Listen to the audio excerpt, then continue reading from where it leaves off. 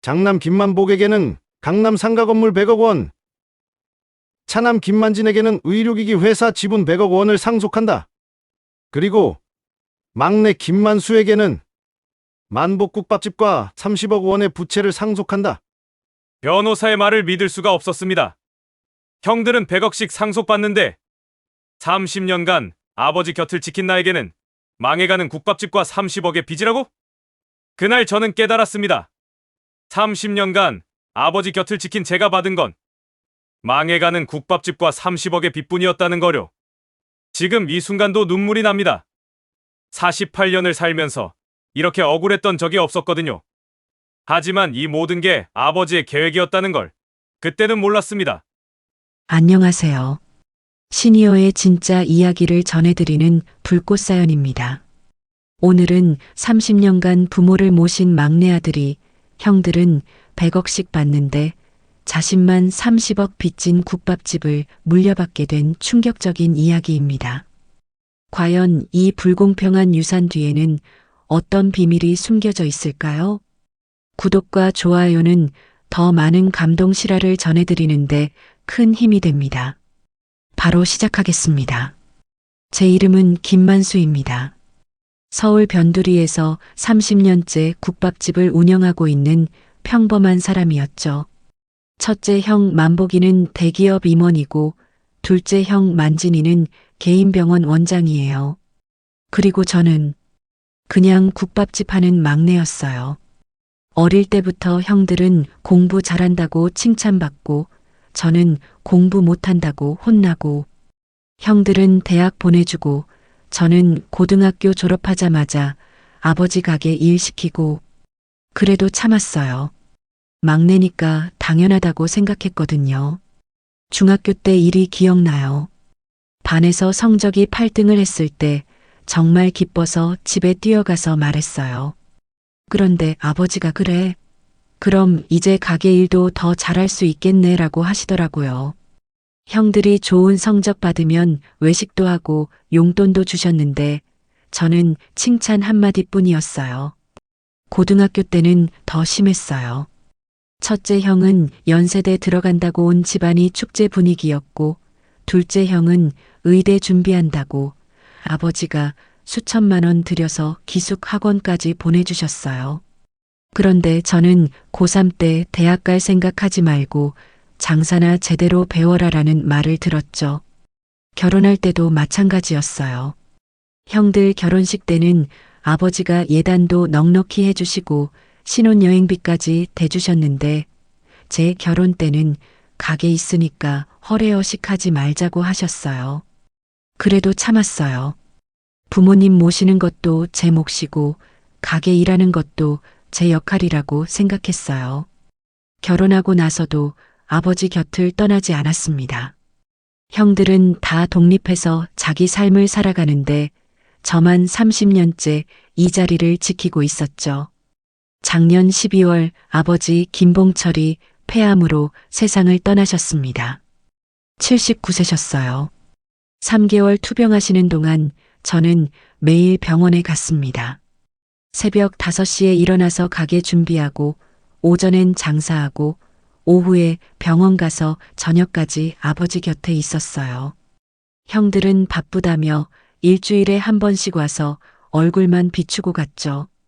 그런데 지금 생각해보니 형들의 태도가 정말 이상했어요. 병원에 와서도 아버지 얼굴보다는 의사 선생님과 더 많은 대화를 하더라고요. 상태가 어떤가요? 앞으로 얼마나 더? 이런 식으로 말이에요. 병원비가 만만치 않더라고요. 한 달에 500만 원씩 나가는 거예요. 형들한테 병원비 좀 같이 내자고 했더니 첫째 형이 말했어요. 만수야, 솔직히 말하면 우리도 힘들어. 그리고 네가 가게 물려받을 거니까 네가 내는 게 맞지 않냐? 둘째 형도 마찬가지였어요. 내 병원도 요새 환자가 줄어서 어려운데. 그리고 의사인 내가 아버지 치료 방향 잡아주는 것만으로도 충분히 기여하고 있는 거 아니야? 정말 어이가 없었어요. 특히 첫째 형의 태도가 기억에 남아요. 병원에 와서도 항상 급한 척, 바쁜 척. 회사에서 중요한 회의가 있어서 이런 핑계만 대고 30분도 안 있다가 금방 가버렸어요. 그러면서 만수야, 아버지 간병은 네가 더 잘하니까 부탁해라고 하더라고요. 더 기가 막혔던 건 형들이 가끔 병원 복도에서 수군거리는 소리를 들었을 때였어요. 아버지가 언제까지 이렇게 계실까? 치료비가 너무 많이 나가는 것 같은데 만수가 감당할 수 있을까? 이런 말들을 하고 있었거든요. 아버지 임종 직전에도 그랬어요. 의사가 이제 얼마 남지 않으셨습니다라고 했을 때 형들이 와서 5분 정도 있다가 너무 보기 힘들어서 못 있겠어. 만수야, 마지막까지 잘 지켜봐줘라고 하면서 나가버렸어요. 그래서 아버지의 마지막 순간도 저 혼자 지켰어요. 아버지가 마지막으로 제 손을 꽉 잡으시면서 만수야, 고생 많았어. 곧 알게 될 거야. 라고 하셨어요. 그때는 단순히 고마움의 표현인 줄 알았는데 지금 생각해보니 뭔가 다른 의미였을 수도 있어요. 그런데 아버지가 살아계실 때부터 정말 이상한 일들이 많았어요.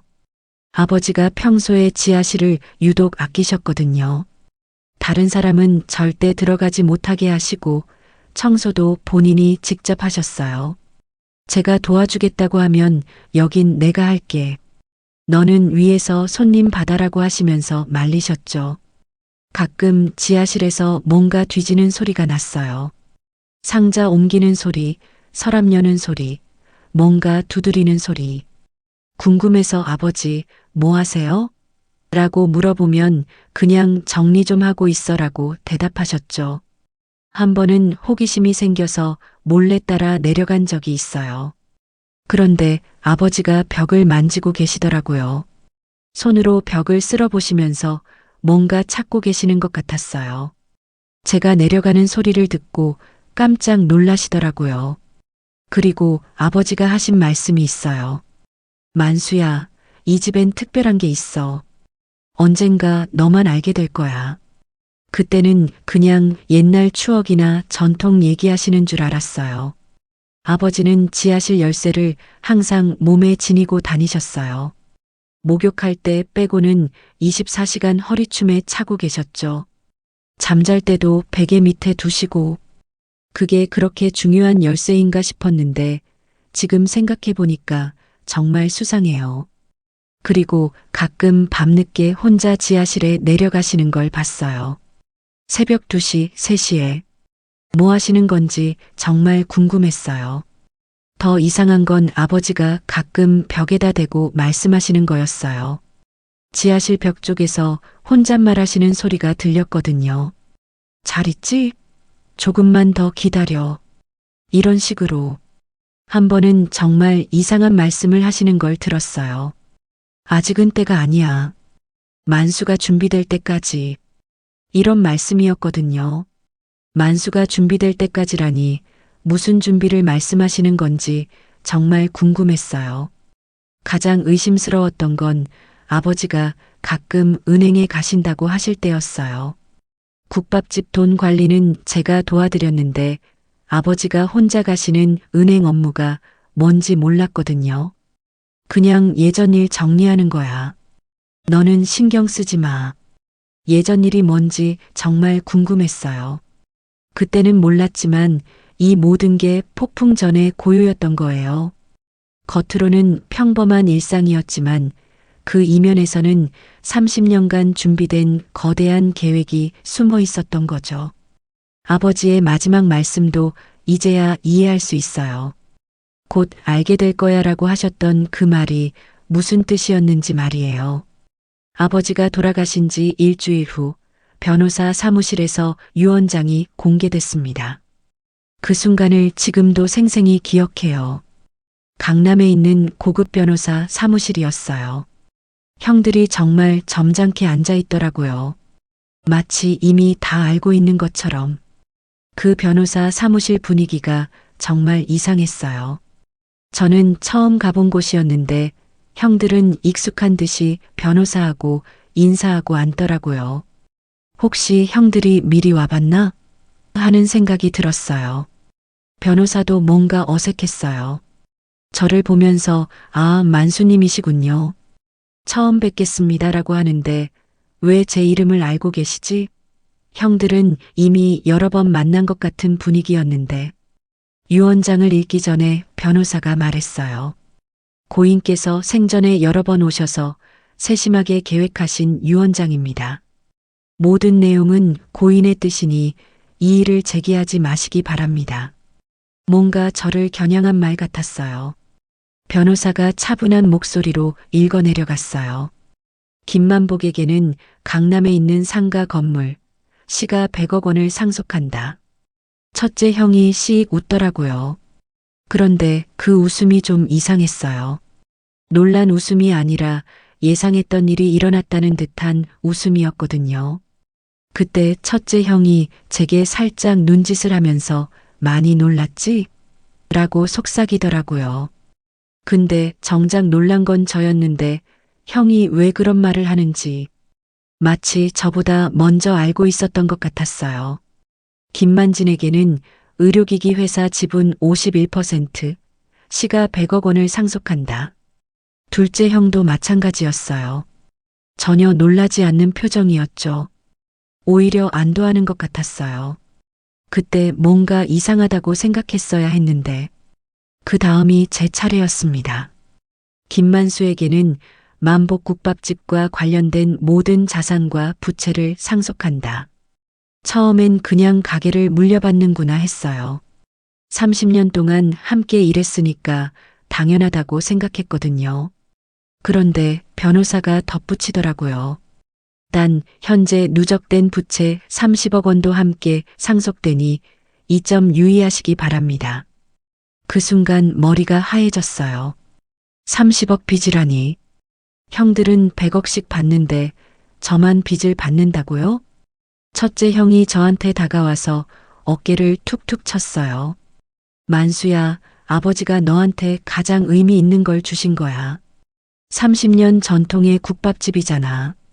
돈으로 살 수 없는 가치야. 둘째 형도 맞장구 쳤죠. 그러게. 우리는 그냥 건물이랑 회사 받은 거고 넌 아버지의 정신을 이어받은 거야. 정신을 이어받았다고요? 30억 빚까지 말인가요? 저는 그냥 고개만 끄덕였어요. 뭐라고 말해야 할지 모르겠더라고요. 변호사 사무실을 나오면서 형들이 수군거리는 소리가 들렸어요. 역시 아버지가 똑똑하셔. 세금 문제도 깔끔하게 해결되고 뭔 소리인지 이해할 수 없었어요. 집에 돌아와서 국밥집 장부를 다시 정리해 봤어요. 정말 끔찍했습니다. 매달 500만 원씩 적자가 나고 있었어요. 재료비는 오르는데 손님은 줄어들고 코로나 때문에 더 심해졌죠. 누적 빚이 30억이라는 것도 그때서야 정확히 알았어요. 아버지가 몰래 대출을 받아서 가게를 운영하셨던 거예요. 은행 대출 15억, 사채 10억, 외상 5억. 이자만 매달 700만 원씩 나가고 있었습니다. 어떻게 이렇게 될 때까지 모르고 있었을까요? 아버지가 워낙 혼자 알아서 하시려고 했거든요. 장부를 하나하나 뜯어보니까 더 절망적이었어요. 최근 3년 동안 매출이 계속 떨어지고 있었거든요. 하루 매출이 과거엔 150만 원 정도 나왔는데 요새는 70만 원도 안 나와요. 그런데 고정비는 그대로였어요. 임대료 월 300만 원, 인건비 150만 원, 재료비 500만 원. 어떻게 해도 적자가 날 수밖에 없는 구조였어요. 더 화가 났던 건 형들이 이 상황을 다 알고 있었다는 거예요. 몇 달 전에 첫째 형이 요새 가게 어때? 라고 물어봤을 때 아버지가 좀 어렵지라고 하셨거든요. 그때 형들 표정이 이상했어요. 걱정스러워하는 게 아니라 그냥 알고 있다는 표정이었어요. 그것도 모자라서 단골 손님들마저 하나둘 떠나기 시작했어요. 근처에 새로 생긴 프랜차이즈 국밥집들이 깔끔하고 맛도 좋다며 그쪽으로 가더라고요. 30년 단골이던 김 사장님도 마지막엔 미안하다는 말만 남기고 발길을 끊었어요. 만수야, 미안해. 근데 요새 여기 국물 맛이 예전 같지 않아. 아버님 손맛이 그리워. 정말 가슴이 아팠어요. 아버지가 돌아가시고 나서 혼자 요리하려니까 맛이 영 아니더라고요. 30년 동안 봐온 요리인데도 아버지만큼 할 수가 없었어요. 손님들이 짜다, 싱겁다, 국물이 뿌옇지 않다, 이런 말들을 하기 시작했어요. 직원들도 문제였어요. 아르바이트생 2명이 있었는데 월급 줄 돈이 없어서 계속 밀렸거든요. 한 명은 그냥 나가버렸고, 한 명은 사장님, 죄송하지만 다른 일 구해야겠어요 라고 하더라고요. 혼자서 홀 서빙하고 요리하고 정말 몸이 10개라도 모자랐어요. 정말 막막했습니다. 이 상황에서 어떻게 30억을 갚아야 하죠? 집사람한테 말하니까 한숨부터 나오더라고요. 여보, 차라리 가게 정리하고 전세라도 얻어서 살자. 이렇게 가다간 우리 가족 다 망해. 맞는 말이었어요. 그런데 정리하고 싶어도 정리할 수가 없어요. 가게를 팔아봐야 얼마나 나올까요? 건물은 임대고 시설은 낡았고 기껏해야 5천만 원 받을까 말까 한데 30억 빚을 어떻게 갚아요? 형들한테 도움을 요청해 봤어요. 첫째 형한테 전화했죠. 형, 좀 도와줄 수 없을까? 너무 힘들어. 그런데 돌아온 대답은 차가웠어요. 만수야, 우리도 힘들어서 그래. 요새 경기가 안 좋잖아. 그리고 그 집은 네가 물려받은 거니까 네가 알아서 해야지. 100억 받은 사람이 경기가 안 좋다고요? 어이가 없었어요. 둘째 형도 마찬가지였어요. 내 병원도 적자인데 어떻게 도와줘? 미안해. 개인 병원이 적자라니. 둘째 형 병원은 환자가 항상 넘쳐났는데 말이에요. 그때 깨달았어요. 형들이 저를 정말 남처럼 생각하고 있다는 걸. 100억씩 받은 형들이 30억도 도와줄 수 없다니. 정말 씁쓸했어요. 평생 가족이라고 생각했는데 정작 어려울 때는 남처럼 대하더라고요. 더 충격적이었던 건 형들이 장례식 때 한 행동이었어요. 장례 비용만 2천만 원이 나왔는데 형들은 만수가 가게 물려받았으니까 당연히 만수가 내야지라며 한 푼도 안 냈어요. 조화만 10만 원짜리로 보내고 끝이었어요. 심지어 장례식장에서 형들이 하는 말을 들었어요. 아버지가 만수한테만 가게 주신 게 이상해. 우리가 더 잘 관리할 수 있을 텐데. 이런 식으로 수군거리고 있었어요. 아버지 장례식장에서 말이에요. 밤마다 잠이 안 왔어요. 새벽에 가게에 나와서 혼자 앉아 있으면 눈물이 나더라고요. 아버지, 왜 저한테만 이런 짐을 지우셨어요? 형들은 편하게 살라고 100억씩 주시면서 왜 저만? 원망스러웠어요. 정말 많이. 그런데 그때 갑자기 생각이 났어요. 아버지가 평소에 이상한 행동들을 하셨던 게 계속 머릿속을 맴돌았어요. 특히 지하실 얘기. 그 안에는 이라고 하셨던 마지막 말씀. 혹시 아버지가 마지막까지 제게 뭔가 알려주려고 했던 건 아닐까요? 그때부터 저는 결심했어요. 아버지의 마지막 말씀에 담긴 진짜 의미를 찾아보자고. 이대로 주저앉을 수는 없었거든요. 30년 동안 아버지를 모신 게 정말 아무 의미도 없는 일이었을까? 분명히 뭔가 있을 거라고 생각했어요. 유언장 공개 후 한 달이 지났을 때 정말 막다른 길에 몰렸어요. 은행에서 독촉 전화가 하루에 10번씩 왔고 사채업자들은 가게까지 찾아와서 언제까지 이럴 거냐며 협박했어요. 가장 절망적이었던 건 집사람과의 대화였어요. 여보, 이제 정말 못 버티겠어.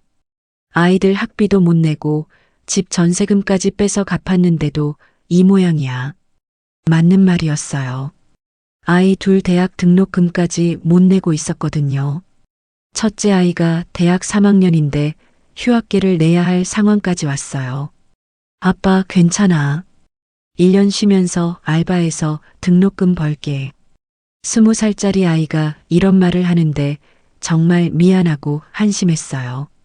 30년 동안 성실하게 일했는데 자식 대학도 못 보내다니. 더 참을 수 없었던 건 형들의 태도였어요. 어느 날 첫째 형이 가게에 왔는데 새 차를 타고 왔더라고요. 아우디 최신형. 2억은 넘을 것 같은 차였어요. 야, 만수야. 요새 어때? 많이 힘들지? 하면서 동정하는 듯한 표정을 짓더라고요. 형, 정말 힘들어. 좀 도와줄 수 없을까? 10억만. 아니, 5억만이라도. 정말 간절했어요. 그런데 형의 대답은 차가웠어요. 만수야, 돈 문제는 정말 조심해야 해. 형제 사이라도 돈 때문에 틀어지는 경우가 많거든. 네가 알아서 해결해. 그러면서 덧붙이더라고요. 그리고 솔직히 말하면 그 가게는 이미 망한 거야. 차라리 깔끔하게 정리하는 게 어때? 30억 빚을 언제 다 갚겠어? 100억 받은 사람이 5억도 안 빌려준다니. 정말 절망적이었어요. 둘째 형은 더했어요. 어느 날 병원 앞을 지나가는데 형이 나오는 걸 봤거든요. 환자들이 줄을 서 있고 주차장엔 비싼 차들이 가득했어요.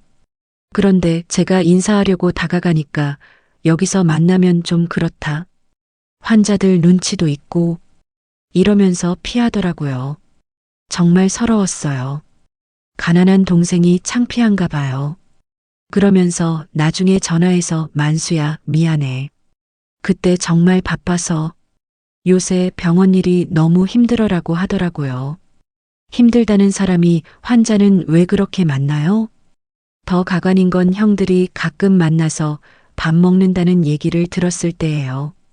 동네 사람이 너네 형들이 어제 호텔에서 밥 먹더라고 하더라고요. 그럼 저는 왜 안 부르죠? 가난하다고 빼놓는 건가요?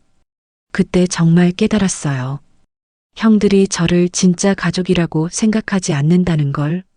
돈이 있을 때는 형제고 없으면 남인가 봐요. 30년 동안 부모님 모신 건 아무 의미가 없는 건가요? 한 번은 정말 화가 나서 첫째 형한테 따졌어요. 형, 우리가 정말 형제 맞아? 100억 받은 형이 5억도 못 빌려줘? 그랬더니 형이 버럭 화를 내더라고요.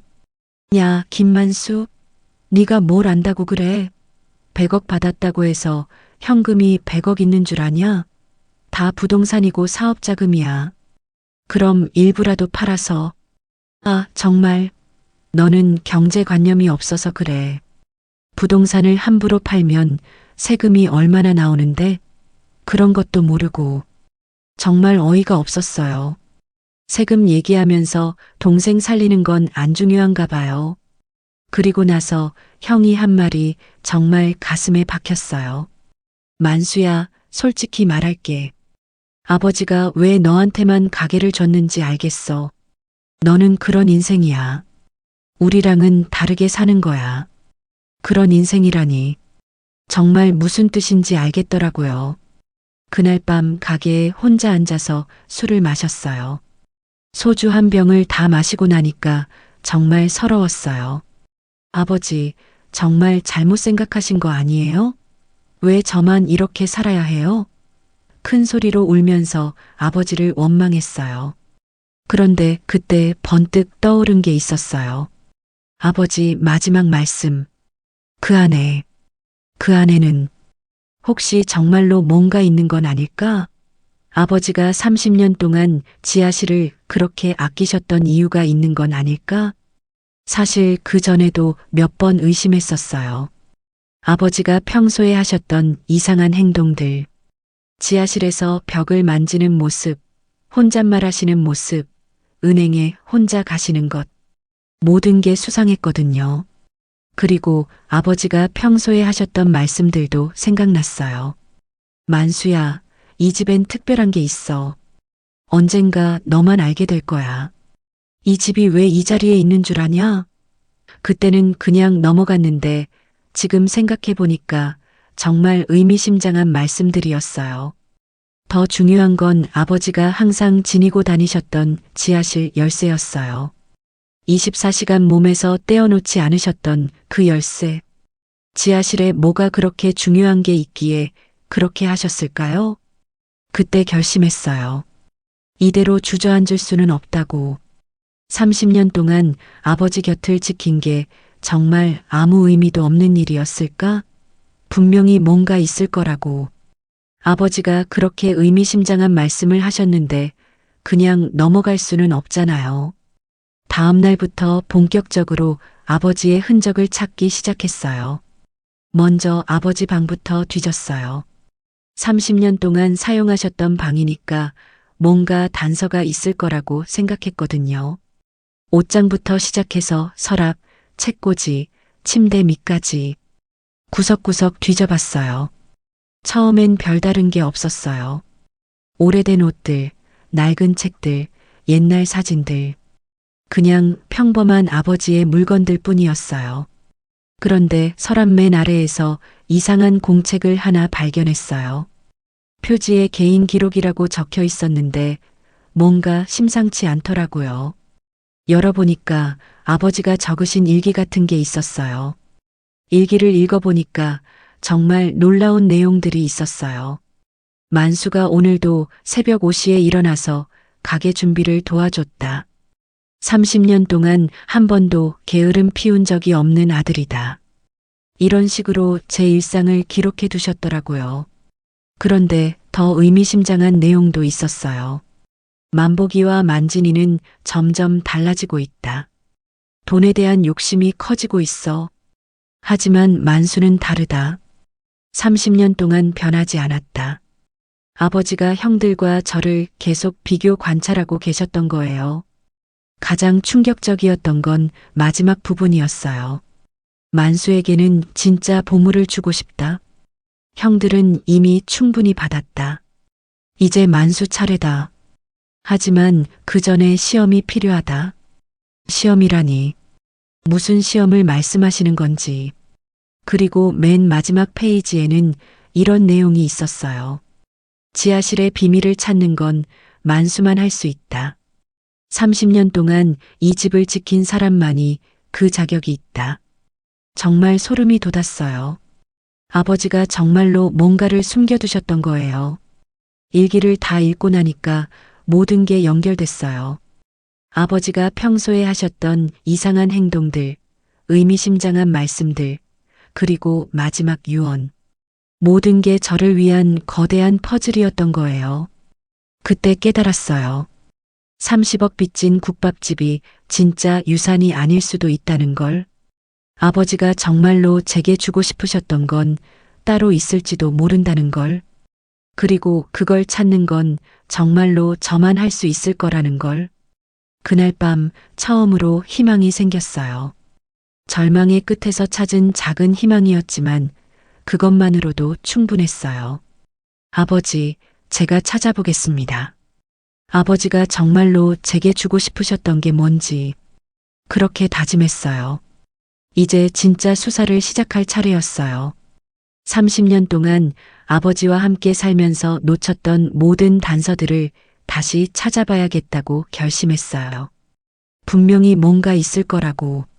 아버지가 그렇게 의미심장하게 남기신 말씀들이 헛된 말씀일 리가 없잖아요. 아버지의 일기장은 단순한 기록이 아니었습니다. 그건 30년간의 관찰 기록이자 저에게만 남겨진 비밀 지도와도 같았습니다. 지하실의 비밀을 찾는 건 만수만 할 수 있다. 이 문장이 밤새도록 제 머릿속을 맴돌았죠. 더 이상 망설일 시간이 없었습니다. 사채업자들은 매일같이 가게 문을 두드리고 있었고 저에겐 한 줄기 희망이라도 절실했으니까요. 다음 날 새벽 저는 평소보다 일찍 가게로 향했습니다. 해가 뜨기 전에 어스름한 새벽 공기가 유난히 차갑게 느껴졌지만 제 마음속엔 작은 불씨가 타오르고 있었죠. 가게 문을 열고 들어서자마자 저는 곧장 지하실로 향했습니다. 30년간 수없이 드나들었던 곳이지만 그날따라 지하실로 내려가는 계단이 마치 새로운 세계로 들어가는 입구처럼 느껴졌습니다. 덜컹. 녹슨 철문이 무거운 소리를 내며 열렸습니다.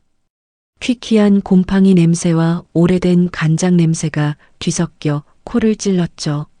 아버지는 이 지하실을 유독 아끼셨습니다. 김치독과 장독대가 줄지어 늘어서 있고 한쪽 벽면에는 낡은 선반들이 빽빽하게 들어차 있었어요. 아버지의 손때가 묻은 온갖 잡동사니들이었죠. 30년 동안 이 집을 지킨 사람만이 그 자격이 있다. 아버지의 말씀을 되뇌며 저는 지하실을 천천히 둘러보기 시작했습니다. 예전에는 그저 창고라고만 생각했던 공간이 이제는 거대한 비밀을 품고 있는 성처럼 보였습니다. 아버지는 어디에 비밀을 숨겨두셨을까요? 가장 먼저 눈에 들어온 건 아버지가 유독 자주 만지셨다는 벽이었습니다. 동쪽 벽이었죠. 다른 벽들은 시멘트가 그대로 드러나 있었는데 유독 그 벽만 오래된 나무 판자로 덧대어져 있었습니다. 제가 어릴 때부터 있던 거라 별 생각 없이 지나쳤던 부분이었어요. 손으로 나무 판자를 쓸어보니 서늘한 감촉과 함께 뽀얀 먼지가 묻어났습니다. 판자들을 하나하나 두드려 봤습니다. 통, 통, 통. 대부분은 꽉 막힌 소리가 났습니다. 하지만 몇 번을 두드리다 보니 벽의 가장 아래쪽 구석에서 미세하게 다른 소리가 들려왔습니다. 통, 통, 퉁. 다른 곳보다 조금 더 울리는 텅 빈 소리였죠. 심장이 거세게 뛰기 시작했습니다. 혹시나 하는 마음에 판자 틈새에 손톱을 넣어 힘을 줘봤지만 꿈쩍도 하지 않았습니다. 못으로 단단히 고정되어 있었죠. 1시간 넘게 판자와 씨름했지만 알아낸 것이라고는 특정 부분에서 텅 빈 소리가 난다는 것뿐이었습니다.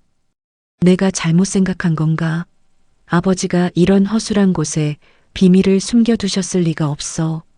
절망감이 다시 스멀스멀 피어오르려던 순간이었습니다. 그때 문득 10수년 전의 기억 하나가 번개처럼 머리를 스쳤습니다. 장마철에 지하실 바닥에서 물이 새어 올라와 아버지와 함께 보수 공사를 했던 날이었죠. 아버지는 유독 그 나무 판자 앞쪽 바닥을 정성 들여 보수하셨습니다. 제가 아버지, 거긴 물도 안 새는데 왜 그렇게 꼼꼼하게 하세요? 라고 묻자 아버지는 퉁명스럽게 대답하셨죠. 집의 기초는 땅이요. 땅이 단단해야 집이 무너지지 않는 법이다. 여긴 우리 집의 맥을 짚는 자리니께. 맥을 짚는 자리. 저는 홀린 듯이 그 바닥으로 시선을 옮겼습니다. 수십 개의 시멘트 타일이 깔린 바닥. 하지만 아버지와 함께 보수했던 그 자리의 타일 하나가 아주 미세하게 다른 타일들과 색깔이 달랐습니다. 30년간 매일 이 바닥을 쓸고 닦았던 저만이 알아챌 수 있는 미세한 차이였죠. 주방에서 낡은 일자 드라이버를 가져와 타일 틈새에 꽂고 조심스럽게 힘을 주었습니다. 뻑뻑한 마찰음과 함께 타일이 들썩였습니다. 먼지와 함께 타일이 완전히 들려나는 순간 저는 숨을 멈췄습니다. 흙이 보여야 할 바닥 아래에 녹슨 쇠로 된 작은 고리가 모습을 드러낸 겁니다. 손가락을 넣어 고리를 잡아당기자 묵직한 소리와 함께 가로세로 50cm 정도 되는 작은 나무 문이 열렸습니다. 바닥 아래에 숨겨진 비밀 공간이었습니다. 안쪽은 한 사람이 겨우 웅크리고 들어갈 수 있을 정도로 비좁고 어두웠죠. 휴대폰 불빛으로 안을 비추자 그 끝에 낡고 작은 나무 괴짝 하나가 놓여 있었습니다. 가슴이 터질 듯한 흥분으로 괴짝을 꺼냈습니다. 하지만 괴짝은 굳게 잠겨 있었죠. 육중한 옛날식 자물쇠가 달려 있었습니다. 그 순간 아버지의 허리춤에서 단 한순간도 떨어진 적이 없던 낡은 열쇠 꾸러미가 떠올랐습니다. 저는 미친 듯이 위층 아버지의 방으로 달려갔습니다. 아버지가 돌아가신 후 한 번도 열어보지 않았던 유품 상자를 열었습니다. 손때 묻은 지갑, 낡은 손목시계, 그리고 제 손이 멈춘 곳은 아버지가 늘 허리에 차고 다니시던 가죽 열쇠 주머니였습니다.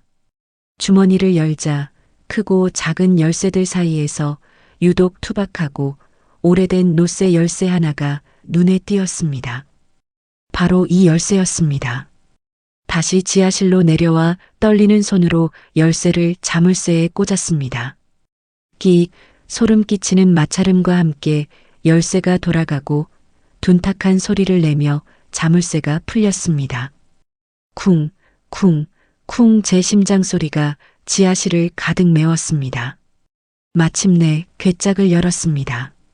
괴짝 안에는 현금 뭉치 따위는 없었습니다. 대신 두꺼운 서류 봉투 하나와 작은 통장 여러 개, 그리고 낡은 도장 하나가 들어 있었습니다. 가장 위에 있던 서류 봉투에는 아버지의 필체로 이렇게 쓰여 있었습니다. 내 아들 만수에게. 떨리는 손으로 봉투를 열어 편지를 꺼내 읽기 시작했습니다. 만수야, 이 편지를 읽고 있다면 내가 마침내 아비의 시험을 통과했다는 뜻이겠구나. 먼저 미안하다. 내게 이런 무거운 짐을 지게 해서 하지만 꼭 필요한 과정이었다. 내 형들의 그릇이 얼마나 작은지, 그리고 내 마음이 얼마나 깊고 진실한지 확인해야만 했다. 유언장은 가짜다. 진짜 유산은 지금부터 내가 찾아야 한다. 이 괴짝에 든 것은 시작일 뿐이다. 편지를 읽는 내내 눈물이 뺨을 타고 흘러내렸습니다. 아버지의 진심이 수십 년의 세월을 넘어 제 가슴에 박혔습니다. 아버지는 저를 버리신 게 아니었습니다. 오히려 저를 믿고 저를 위해 모든 것을 준비하고 계셨던 겁니다. 함께 들어있는 통장들은 내 이름으로 된 차명 계좌들이다. 총 5억 원이 들어있다. 우선 이 돈으로 급한 빚부터 막고 아이들 학비도 해결하거라. 그리고 내 형들에겐 절대 내색해서는 안 된다. 진짜 싸움은 지금부터 시작이다. 이 도장을 가지고 시내 중앙은행 2층의 박철규 지점장을 찾아가거라. 그자가 다음 열쇠를 쥐고 있다. 명심해라. 아무도 믿지 마라. 특히 내 형들은 더더욱. 편지 마지막 줄을 읽었을 때 저는 더 이상 울고만 있지 않았습니다. 제 안에서 무언가 단단하고 뜨거운 것이 차오르는 것을 느꼈습니다. 30년간 억눌려왔던 막내 아들의 서름과 형들에게 당했던 배신감, 그리고 아버지에 대한 그리움이 뒤섞여 거대한 분노와 결의가 되어 심장을 채웠습니다. 저는 5억 원이 든 통장들을 품에 안고 괴짝을 다시 숨겼습니다. 새벽의 어둠이 걷히고 가게 창문으로 아침 햇살이 스며들고 있었습니다. 저는 그 빛을 바라보며 조용히 맹세했습니다. 아버지, 이제 알겠습니다. 아버지가 왜 제게 이런 시련을 주셨는지, 형들에게 빼앗긴 아버지의 진짜 유산, 그리고 제 인생 반드시 되찾겠습니다. 그날 아침 저는 처음으로 사채업자에게 전화를 걸었습니다. 더 이상 예전의 무기력한 김만수가 아니었습니다. 제 목소리에는 차갑고 단단한 힘이 실려 있었죠. 오늘 오후 2시까지 계좌번호 보내시오. 원금 전부 갚아줄 테니. 짜릿한 반격의 신호탄이었습니다. 길고 긴 싸움의 서막이 그렇게 올랐습니다. 아버지의 편지와 5억 원은 단순한 돈이 아니었습니다. 그건 30년간의 억울함을 씻어낼 반격의 총알이자 꺼져가던 제 인생에 다시 불을 붙인 희망의 불꽃이었습니다. 더 이상 예전의 무기력한 김만수가 아니었죠. 가장 먼저 한 일은 지긋지긋한 빚의 사슬을 끊어내는 것이었습니다. 다음 날 오후 저는 은행에서 5억 원 전액을 현금으로 찾았습니다. 창구 직원이 의심의 눈초리로 저를 힐끗거렸지만 저는 조금도 위축되지 않았습니다. 돈 가방을 들고 가장 악독했던 사채업자의 사무실 문을 박차고 들어갔습니다. 어제까지 저를 벌레 보듯 하던 그놈의 면상에 대고 돈다발을 던졌죠. 여기 원금하고 법정 이자까지 쳐서 3억이다. 영수증 써. 앞으로 내 가게 앞에 얼씬거리기만 해봐. 처음으로 느껴보는 짜릿한 해방감이었습니다. 나머지 빚들도 모두 정리하고 아이들 등록금까지 아내의 통장으로 붙여주고 나니 해가 저물고 있었습니다. 그날 밤 아내는 제 손을 잡고 아무 말 없이 눈물만 흘렸습니다. 휴학을 고민하던 아들은 아빠 정말 고마워요. 더 열심히 공부할게요라며 저를 껴안았죠. 수십 년 만에 처음으로 가장으로서 어깨를 펼 수 있었습니다. 하지만 저는 알고 있었습니다. 이건 시작에 불과하다는 걸. 진짜 전쟁은 아직 시작도 안 했다는 걸요. 역시나 폭풍은 예상보다 빨리 몰아쳤습니다. 그 시작은 첫째 형, 김만복의 사무실이었습니다. 여의도 최고층 빌딩의 임원실에서 그는 방금 보고받은 내용을 믿을 수 없다는 듯 인상을 찌푸리고 있었죠. 전화기 너머에서는 그의 은행정보원 목소리가 흘러나왔습니다. 예, 부사장님. 확인해 보니 김만수 씨 명의의 모든 부채, 사채 포함 총 30억 원이 전액 상환 처리된 것으로 나옵니다. 그것도 대부분 현금으로요. 현금으로? 그놈이 그만한 돈이 어디서 났지? 만복의 목소리는 얼음장처럼 차가웠습니다. 그는 만수가 파산하여 국밥집을 헐값에 넘기면 그 자리에 주상복합 건물을 올릴 계획까지 세워두고 있었습니다. 그런데 모든 빚이 청산되었다니 계획에 없던 변수였죠. 그는 즉시 둘째 만진에게 전화를 걸었습니다. 만진아, 너 지금 어디야? 당장 만복국밥으로 와. 아무래도 뭔가 이상해. 그날 저녁 가게 정리를 하고 있을 때였습니다. 요란한 엔진 소리와 함께 검은색 아우디와 벤츠가 가게 앞에 멈춰 섰습니다. 보기만 해도 위압감이 느껴지는 최고급 세단이었죠. 차에서 내린 건 역시나 두 형이었습니다. 평소에는 코빼기도 안 비치던 인간들이 무슨 일로 함께 찾아왔을까요? 이야, 우리 막내 사장님. 아직 안 망하고 용케 버티고 있네? 만복이 비아냥거리며 가게로 들어섰습니다. 만지는 팔짱을 낀 채 흠집이라도 찾으려는 듯 가게 구석구석을 훑어봤죠. 저는 아버지의 경고를 떠올리며 애써 태어난 척했습니다. 형들, 웬일이야? 여기까지. 만복이 곧장 본론으로 들어갔습니다. 그의 눈은 웃고 있었지만 그 안에는 탐욕과 의심이 번뜩이고 있었습니다. 만수야, 소문 들었다. 빚 다 갚았다며? 어떻게 된 거야? 솔직하게 말해봐. 어디서 또 사고 친 거 아니지? 너 설마 장기라도 팔았냐? 저는 속으로 코웃음을 쳤습니다. 이 순간을 위해 어젯밤 내내 시나리오를 짜고 연습했었죠. 저는 최대한 어수룩하고 뭔가에 홀린 사람처럼 겁먹은 표정을 지으며 입을 열었습니다. 그게 형들한테는 비밀인데. 나 대박 터졌어. 대박? 무슨 대박? 만진이 의심스럽게 물었습니다. 저는 잠시 뜸을 들인 후 마치 큰 비밀을 털어놓는 것처럼 목소리를 낮췄습니다. 아버지가 남기신 시간장 있잖아. 30년 된 거. 그거 팔았어? 시간장을 팔아? 형들의 얼굴에 동시에 의문이 떠올랐습니다. 응, 얼마 전에 더 마시라고. 요즘 잘 나가는 프랜차이즈 회사에서 찾아왔었어. 우리 국밥 맛의 비결이 뭐냐고 묻길래 시간장 얘기를 했지. 그랬더니 자기들한테 팔면 빚을 전부 갚게 해주겠다고 하더라고. 그래서 계약했어. 5억 받고. 저는 일부러 액수를 5억이라고 낮춰 말했습니다. 30억 빚을 갚기엔 턱없이 부족하지만 당장 급한 사채와 이자를 막았다는 설정을 위한 미끼였죠. 제 말을 듣는 순간 형들의 표정이 순식간에 돌변했습니다. 놀라움 그리고 이내 경멸과 탐욕으로 가득 찬 낯빛으로 변했죠. 뭐, 이 미친놈이 그걸 고작 5억에 팔아? 가장 먼저 폭발한 건 만복이었습니다. 그는 제 멱살을 잡아채며 으르렁거렸습니다. 야, 이 등신아. 아버지의 30년 혼이 담긴 시간장이야. 그 가치가 얼마짜린 줄이나 알아? 그걸 제대로 팔았으면 수십억, 아니 수백억도 받을 수 있었어. 이 멍청한 새끼. 둘째 만진도 거들었습니다.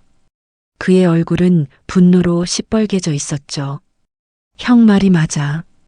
우리가 그걸로 프랜차 사업을 했으면 대박을 쳤을 거야. 그런데 넌 우리랑 상의 한마디 없이 그걸 헐값에 넘겨. 내가 뭔데 아버지 유산을 마음대로 처분해. 기가 막혔습니다. 아버지 살아계실 땐 국밥집에 관심도 없던 인간들이 돈이 된다는 걸 알자마자 아버지의 혼, 우리의 유산이라며 개거품을 무는 모습이 역겨웠습니다. 저는 일부러 더 비굴하게 말했습니다. 미안해, 형들. 나도 먹고 살아야 하잖아. 당장 빚 때문에 죽게 생겼는데 어쩔 수 없었어. 하지만 제 연기는 형들의 탐욕에 기름을 부었을 뿐입니다. 만복은 제 멱살을 놓으며 차갑게 말했습니다. 됐다.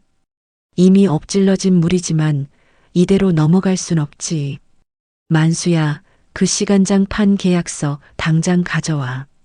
계약서는 더맛 본사 법무팀에서 보관하고 있는데. 그럼 그 회사 연락처 대. 내가 직접 얘기해서 계약 무효화하고 위약금 물어준 다음 제대로 된 값으로 다시 팔 테니까. 넌 이 일에서 빠져. 넌 자격 없어. 만복의 눈은 확신에 차 있었습니다. 자신이 나선다면 고작 5억짜리 계약쯤은 쉽게 뒤집고 그 이상의 이익을 챙길 수 있으리라는 오만함이었죠. 이것이 바로 제가 노렸던 반응이었습니다. 저는 끝까지 어리숙한 동생을 연기했습니다. 안 돼. 이미 돈 받아서 빚 갚았단 말이야. 계약 물으면 나 다시 빚쟁이 돼. 시끄러워, 이 새끼야. 만복이 손을 치켜드는 순간 저는 뒤로 주춤 물러섰습니다. 형들의 역습은 제가 생각했던 것보다 훨씬 더 거칠고 폭력적이었습니다. 이제 더 이상 시간을 끌 수 없었습니다. 만복은 씩씩거리며 말했습니다. 좋아. 계약서는 내가 알아서 찾을 테니 그런 줄 알아. 그리고 이 가게, 더는 너 같은 멍청이한테 맡겨둘 수 없겠다. 엄연히 아버지 유산이고 우리 모두 지분이 있는 곳이야. 당장 변호사 선임해서 내 상속 자격에 대해 문제 제기할 거야. 넌 이 가게에서 당장 나가. 형들은 마치 승리자처럼 저를 노려보며 가게를 나갔습니다. 그들이 떠난 후 가게 안에는 잠시 정적이 흘렀습니다. 저는 떨리는 손을 내려다보았습니다. 두려움 때문이 아니었습니다. 주체할 수 없는 분노와 차갑게 타오르는 복수심 때문이었죠. 5억이라는 미끼를 던지자 상상했던 것보다 훨씬 더 크고 탐욕스러운 상어들이 피 냄새를 맡고 달려들었습니다. 그들의 역습은 분명 위협적이었습니다. 하지만 동시에 그들의 가장 큰 약점을 노출시킨 꼴이기도 했습니다. 바로 끝을 모르는 탐욕이었죠. 저는 조용히 가게 안쪽 아버지의 방으로 들어갔습니다.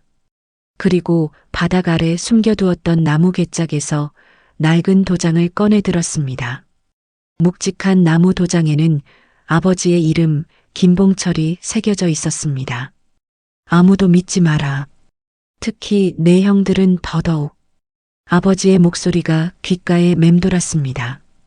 저는 도장을 꽉 쥔 채 휴대폰을 꺼내 주소록을 열었습니다. 아버지의 편지에 적혀 있던 이름. 중앙은행 박철규 지점장. 더 이상 망설일 필요가 없었습니다. 형들이 변호사를 찾아 법의 칼을 준비한다면 저는 아버지가 남기신 진짜 열쇠로 금고를 열어야 했습니다. 그들의 탐욕이 법이라면 저의 무기는 아버지의 진실이었습니다. 저는 통화 버튼을 눌렀습니다. 여보세요? 중앙은행입니까? 박철규 지점장님, 연결 부탁드립니다. 김봉철님 아들, 김만수라고 전해주십시오. 진짜 전쟁의 막이 이제 막 올랐습니다. 제 전화를 받은 중앙은행 박철규 지점장의 목소리는 처음엔 사무적이었습니다. 하지만 제가 김봉철님의 아들 김만수라고 밝히고 아버지가 남기신 도장에 대해 이야기하는 순간 수화기 너머의 공기가 바뀌는 것이 느껴졌습니다. 그는 잠시 침묵하더니 낮고 신중한 목소리로 말했습니다. 지금 바로 제 사무실로 오시죠. 다른 사람은 대동하지 마시고 반드시 혼자 오셔야 합니다. 그리고 그 도장 꼭 지니고 오십시오. 다음 날 오전 저는 30년 된 국밥집과는 모든 것이 다른 세계에 발을 들였습니다. 대리석 바닥이 번쩍이고 높은 천장과 조용한 공기가 흐르는 은행 VIP 라운지. 평생 입을 잃었던 낡은 양복을 걸친 제 모습이 초라하게 느껴졌지만 품 안에 간직한 아버지의 도장이 저를 단단하게 지탱해주고 있었습니다. 아버지, 저 왔습니다. 아버지가 준비하신 진짜 이야기를 들으러 왔습니다. 박 지점장은 60대 초반에 반듯하고 강직한 인상의 신사였습니다. 그는 저를 보자마자 깊이 고개를 숙였습니다. 오래 기다렸습니다. 김만수 선생님. 그는 제게 선생님이라는 호칭을 썼습니다. 그의 눈빛에는 단순한 예의를 넘어선 깊은 존중과 연대감이 담겨 있었습니다. 그는 제가 내민 낡은 나무 도장을 보더니 금고에서 똑같이 생긴 도장을 하나 더 꺼내 2개를 나란히 맞춰보았습니다. 두 도장의 옆면에 새겨진 용의 문양이 하나의 그림처럼 완벽하게 이어졌습니다. 회장님의 마지막 유언이셨습니다.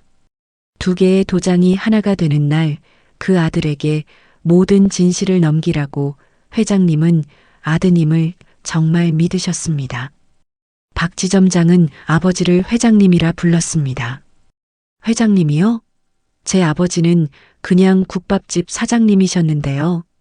제 물음에 그는 옅은 미소를 지으며 말했죠.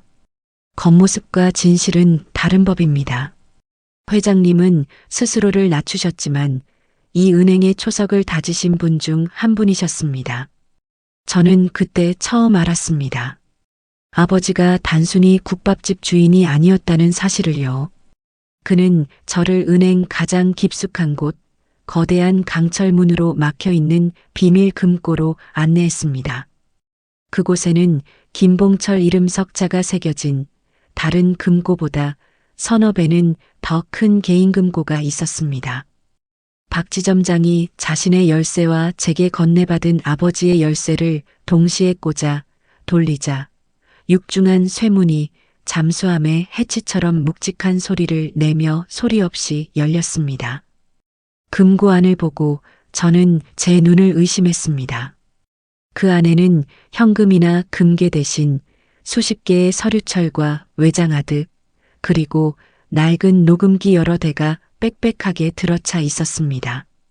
박 지점장이 그중 가장 두꺼운 서류철 하나를 꺼내 제게 건넸습니다. 표지에는 만복, 만진 부동산 및 현금 증여 내역서, 공증 완료라고 적혀 있었습니다. 회장님께서는 지난 20년간 두 아드님에게 사업자금 및 부동산 구입 명목으로 증여한 모든 내역을 기록해 두셨습니다. 단순한 장부가 아닙니다. 회계사와 변호사의 공증까지 모두 마친 법적 효력이 있는 완벽한 증거 자료입니다. 서류를 넘기는 제 손이 부들부들 떨렸습니다. 첫째 형 만복에게는 강남 상가 매입자금 15억, 유학비 5억, 회사 설립 자본금 30억 둘째.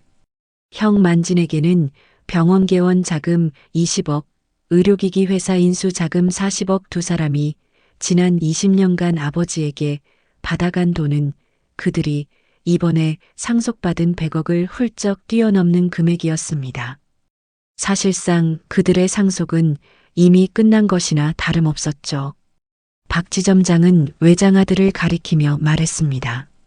그리고 이것이 회장님께서 남기신 비장의 무기입니다. 두 아드님의 진심을 담아두셨다고 하셨습니다. 외장 하드 안에는 수백 개의 음성 파일이 날짜별로 정리되어 있었습니다. 아버지가 형들과 나눈 모든 대화가 녹음되어 있었던 겁니다. 만수야, 솔직히 말할게. 아버지가 왜 너한테만 가게를 줬는지 알겠어. 너는 그런 인생이야.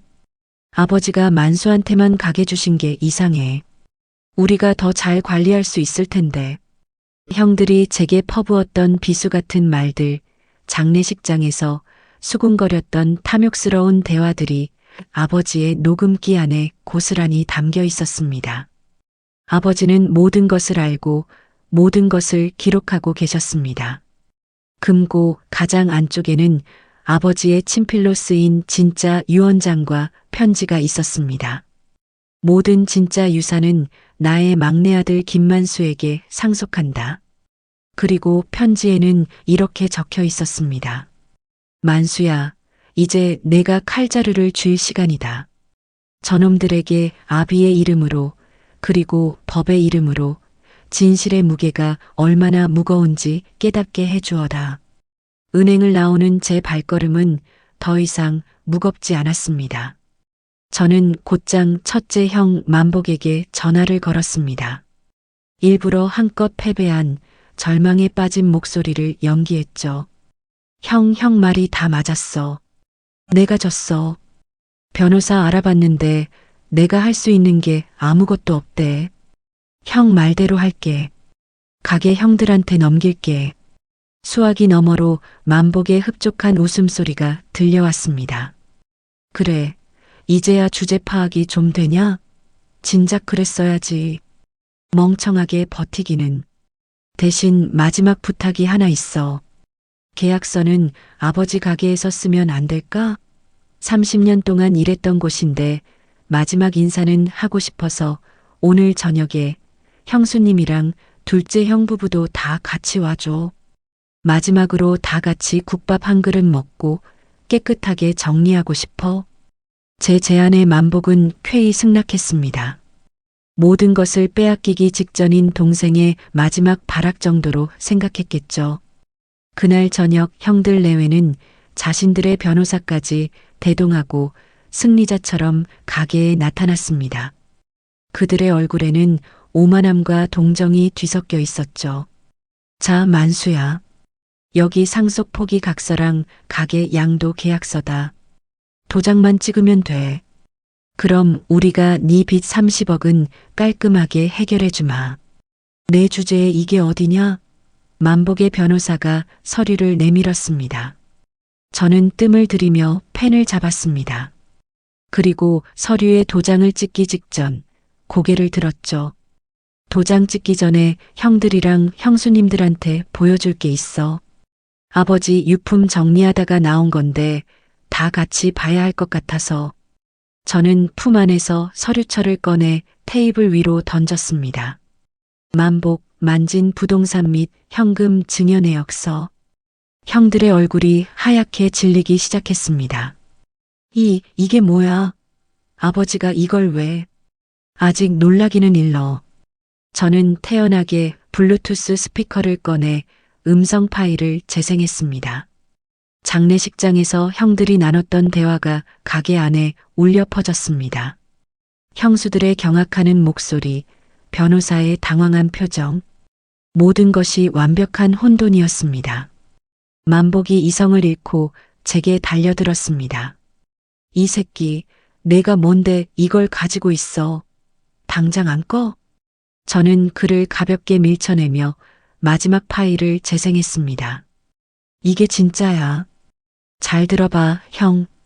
아버지가 왜 나한테 칼자루를 쥐어주셨는지. 스피커에서는 아버지와 형들의 대화가 흘러나왔습니다. 형들이 아버지에게 유산을 빨리 정리해달라며 떼를 쓰는 내용이었죠. 아버지는 만수에게는 국밥집이라도 남겨줘야지라며 저를 감쌌고 형들은 그런 아버지를 비난했습니다. 바로 그때였습니다. 모두의 예상을 뒤엎는 제3의 목소리가 녹음 파일에서 흘러나왔습니다. 너무나 익숙하지만 그 순간 세상에서 가장 소름 끼치는 목소리였죠. 아버님, 만수한테 가게를 왜 주세요? 걔는 평생 국밥이나 팔 운명인데. 그 가게 저희한테 주시면 저희가 더 크게 키워서 아버님 이름으로 재단이라도 만들게요. 만수는 그럴 머리 없잖아요. 안 그래요, 여보? 그 목소리의 주인은 다름 아닌 첫째 형수 박선영이었습니다. 늘 우아하고 교양 있는 척, 저를 위하는 척했던 형수. 형들 뒤에서 모든 것을 조종하고 그들의 탐욕에 불을 지피고 있던 진짜 흑막은 바로 형수였던 겁니다. 만복과 만지는 충격적인 표정으로 아내를 그리고 서로를 바라보았습니다. 자신들이 아내의 손바닥 위에서 놀아났다는 사실을 깨달은 얼굴이었습니다. 가게 안은 완벽한 침묵에 휩싸였습니다.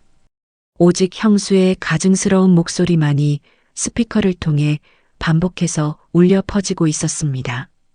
최후의 결전은 끝났고 상상조차 못했던 진짜적의 모습이 마침내 드러난 순간이었습니다. 첫째 형수 박선영의 가증스러운 목소리가 가게의 탁한 공기 속에 메아리 쳤습니다. 모든 소음이 멎고 시간마저 멈춘 듯한 절대적인 침묵. 그 침묵을 깬 것은 형 만복의 떨리는 숨소리였습니다. 그는 믿을 수 없다는 듯 넋이 나간 표정으로 아내를 돌아보았습니다. 그의 눈동자에는 배신감, 수치심, 그리고 자신이 얼마나 어리석었는지에 대한 처절한 깨달음이 뒤엉켜 있었습니다. 당신이었어? 당신이 이 모든 걸 만복의 목소리는 갈라져 나왔습니다. 그러자 형수는 언제 그랬냐는 듯 순식간에 표정을 바꾸었습니다. 그녀의 얼굴에서 우아함과 교양은 온데간데 없이 사라지고 날카로운 도끼만이 남아 있었죠. 그래, 나다. 왜? 내가 뭘 잘못했는데? 당신들 형제는 하나같이 무능하고 우유부단하잖아. 내가 옆에서 펌프질이라도 안 해줬으면 저 김만수 같은 등신한테 평생 눌려 살았을 거다고. 내가 당신을 위해, 이 집안을 위해 얼마나 애썼는데 이제 와서 나한테 모든 걸 뒤집어 씌우려는 거야? 그야말로 아수라장이었습니다. 만복은 아내의 뺨을 향해 손을 올렸고 형수는 악을 쓰며 그에게 달려들었습니다.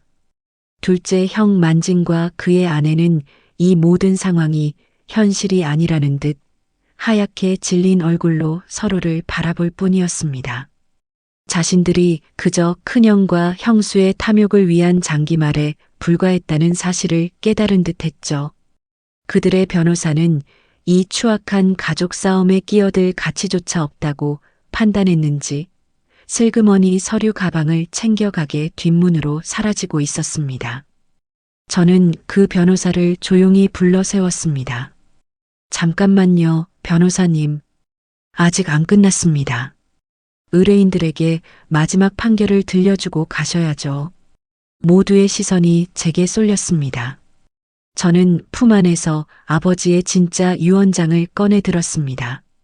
박지점장이 정성껏 담아준 봉투에서 꺼낸 유언장은 아버지의 손때가 묻은 듯 누런빛을 띠고 있었습니다. 이게 뭔데? 만진이 떨리는 목소리로 물었습니다. 아버님의 진짜 유언장입니다. 저는 유언장을 테이블 위에 펼쳐 놓았습니다. 그 위에는 형들이 가져온 상속포기 각서와는 비교도 안 될 만큼 묵직한 아버지의 필체와 선명한 도장이 찍혀 있었죠. 형들 앞에서 공개된 유언장보다 6개월 뒤에 작성된 법적으로 완벽하게 효력을 가진 마지막 유언장이죠. 변호사님이시니 이게 무슨 의미인지 더 잘 아시겠군요. 변호사의 얼굴이 굳어졌습니다. 그는 유언장을 훑어보더니 믿을 수 없다는 듯 몇 번이고 날짜를 확인했습니다. 그리고는 깊은 한숨을 내쉬며 고개를 저었죠. 그는 더 이상 형들의 변호사가 아니었습니다. 그저 법의 판결을 전달하는 전달자일 뿐이었죠. 저는 유언장의 가장 중요한 부분을 싸움을 멈춘 모두에게 들리도록 큰 소리로 읽기 시작했습니다. 나의 전 재산, 서울시 소재의 모든 부동산과 주식, 채권, 그리고 만복국밥과 관련된 모든 유무형 자산 일체를 나의 막내 아들 김만수에게 단독으로 상속한다. 제 목소리가 가게 안에 울려 퍼지는 순간 형들과 형수들의 얼굴에서 마지막 희망의 빛마저 사라졌습니다. 그들의 탐욕이 쌓아 올린 모래성이 파도에 쓸려가듯 허무하게 무너져 내리는 순간이었습니다. 하지만 진짜 심판은 아직 남아 있었습니다. 저는 금고에 있던 아버지의 마지막 편지를 꺼내 들었습니다. 이것은 법의 심판이 아닌 아버지의 마지막 진심이 담긴, 그래서 더 잔인하고 아픈 심판이었습니다. 저는 편지를 펼쳐들고 아버지의 목소리를 대신하여 읽어내려갔습니다. 제 목소리가 아닌 아버지의 음성으로 들리는 듯한 환청이 들려왔습니다. 나의 어리석은 아들들에게 이 편지를 만수가 읽어주고 있다면 내 마지막 희망마저 무너졌다는 뜻이겠지. 나는 너희에게 돈이 아닌 형제를 남겨주고 싶었다. 내가 없더라도 세상 가장 든든한 울타리가 되어줄 형제를 말이다. 하지만 너희는 돈을 택했고 형제를 버렸다. 편지를 읽는 제 목소리가 떨려 나왔습니다. 형들은 어느새 바닥에 주저앉아 고개를 숙이고 있었습니다. 만보가 만지나. 너희가 언제부터 그렇게 변했는지 아비는 다 기억한다. 좋은 대학 가고 좋은 직장 얻고 좋은 집안 여자들과 결혼하면서부터였지.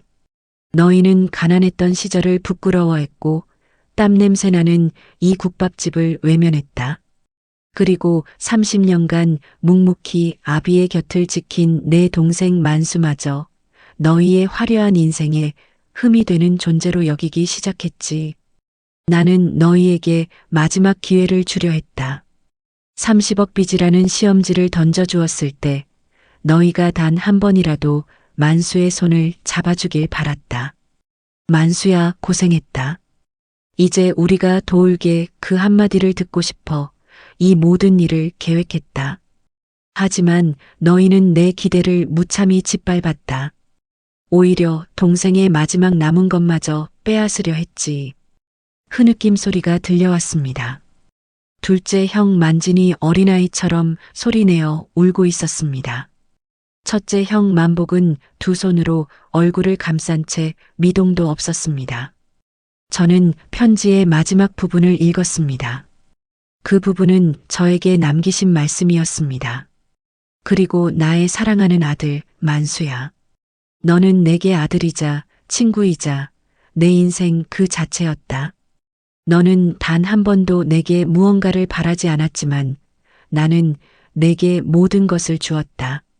다른 아들들이 내 돈을 상속받아 갈 때 너는 나의 땀과 눈물, 내 삶의 역사가 담긴 이 국밥집을 상속받았다.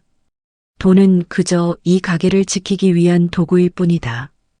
이 가게는 너에게 주는 나의 유산이자 내가 살아갈 세상이며 너의 왕국이다. 부디 이 아비의 마음을, 이 진실을 잊지 말아다오.